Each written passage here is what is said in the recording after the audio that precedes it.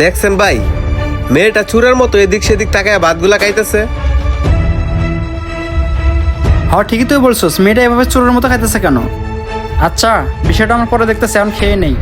ভাই ঠিকই বলছে, আমরা আগে ভাতগুলা খেয়ে নিই।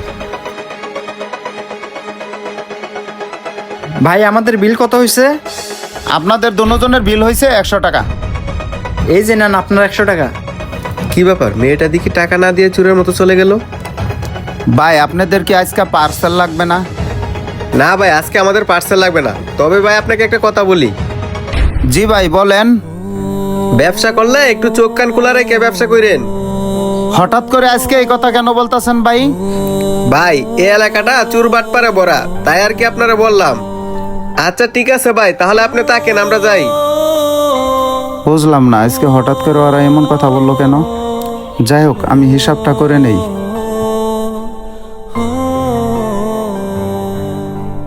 আল্লাহ, আজকে তো দেখতেছি এই হোটেলে কোনো কাস্টমারই নেই। তুমি এই হোটেলে কাস্টমার দিয়ে ভরাই দাও, আমার খুব ক্ষুধা লাগছে। আমিন। কি ব্যাপার, মেয়েটা দিকে আজকেও এখানে আসছে। ভাই আমার পার্সেলটা রেডি হয়েছে? হ্যাঁ ভাই রেডি হয়েছে, এই যে আপনার পার্সেল। যাক, আজকে সময় নাই, ওরে আর একদিন হাতে নাতে ধরবো। কি ব্যাপার, পিচ্ছি দেখে আজকেও টাকা না দিয়ে চলে গেল? ভাই আপনি একটা জিনিস খেয়াল করছেন? এই যে আপনার দোকানে একটা পিচ্ছি মেয়ে এসে খায়া বিল না দিয়ে চলে যায়। ভাই ও এমনই। এই তো পাইছি। এই পিচ্ছি, এই পিচ্ছি তোর আয়। ও আচ্ছা এই কথা ভাই। এই যে ভাই, এই পিচ্ছি মায়াটারে ধরে আনছি। আপনার হোটেলে প্রতিদিন খাইয়া টাকা না দিয়া চুরের মতো চলে যা। আরে ভাই আপনি এটা কি করছেন? এই মেয়েটাকে কেন ধরে আনলেন? আরে ভাই হাত ছেড়ে দেন। আরে ভাই হাত সারতে বলছেন কেন? আপনার আমি বললাম না, এ প্রতিদিন ভাত খাইয়া টাকা না দিয়া চুরের মতো চলে যা। আল্লাহ, আজকে দেখি এই আঙ্কেল ওই আঙ্কেলকে সবকিছু বলে দিতেছে। আজকে আমি ওরে হাতে নাতে ধরছি, ধরে আপনার কাছে নিয়ে আসছি। জি ভাই, আমি ওই জিনিসটা লক্ষ্য করে দেখছি।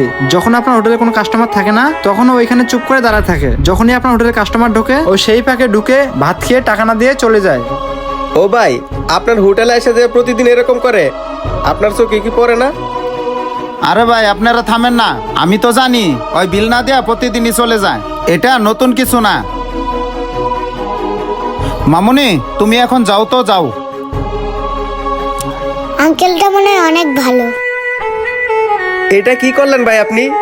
আমি আপনার ভালোর জন্য ওরে দইরা নিয়ে আসছিলাম, আর আপনি ওরে কিছু না বললে ছেড়ে দিলেন। আরে ভাই আপনাদের মতো অনেকেই আছে, এর আগেও আমাকে দু একজনে ধরায় দিয়ে গেছে। এখন ভাই এগুলা দেখতে দেখতে না দেখার বান করে থাকি। আর কেন বান করে থাকি সেটা কি আপনারা জানেন? না ভাই জানি না তো, কেন?